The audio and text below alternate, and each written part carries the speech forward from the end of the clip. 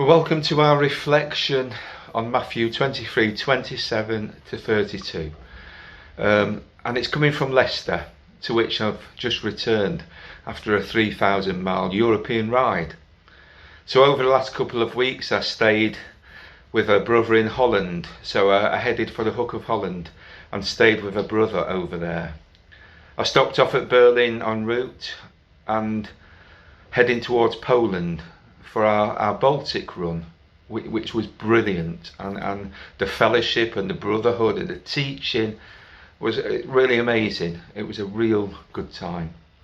So from there I took a break in Prague and rode over to Germany with a supporter who now lives in Prague to stop with a German brother for the night.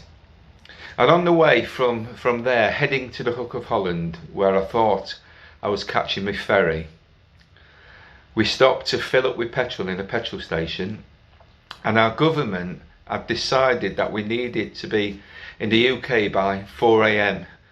if we didn't want to isolate completely for 2 weeks, and my ferry was going to get in long after that. However, my wife told me that she could book a ferry from Calais, leaving at 1 a.m. in the morning, which I then raced to catch. On coming to my bike on leaving the ferry, my clutch cable had snapped, so the rest of the ride was interesting, and after 16 hours riding without sleep, I arrived home at 7 a.m. in the morning, exhausted but also blessed. So my bike has served me well over the years, and after 136,000 miles, it still didn't miss a beat on this trip. I knew I could rely on it because I'd recently opened it up to change my cams, rebuilt my clutch, I've checked it over thoroughly, so I personally knew what was going on inside the bike. I'd replaced all the oil, and on observation everything internally was clean and fully working.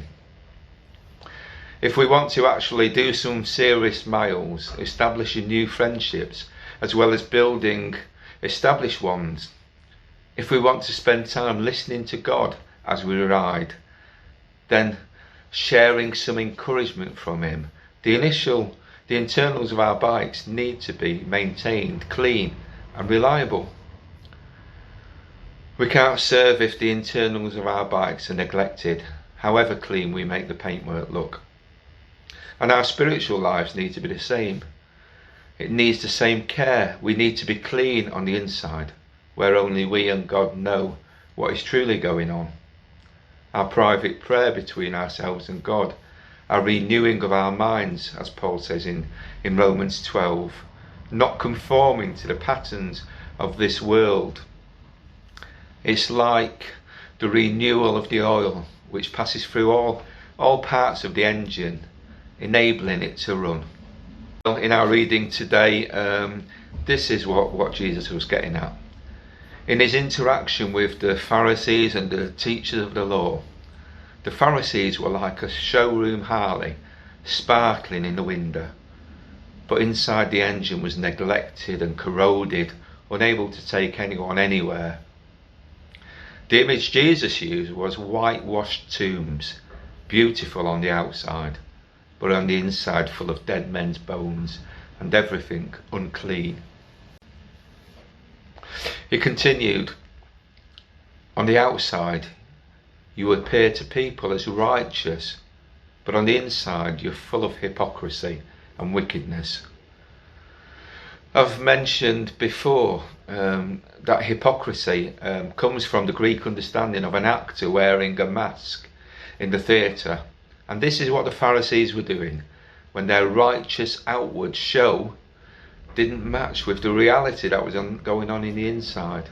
And I think this is also a challenge for us in God's Squad, who wear the colours and the cross. We need to make sure that our inner spiritual lives, our lifestyle and values line up with what our colours say about us. We need to acknowledge our weaknesses and bring them to Jesus in repentance. And unlike the Pharisees, inside we need to be authentic and righteous. I know my bike has been through some challenging situations, which has left their mark on it, but it has a healthy inner life. Some of us carry the wounds from a challenging history, but hopefully our inside integrity and authenticity remain central as we travel with Jesus Christ.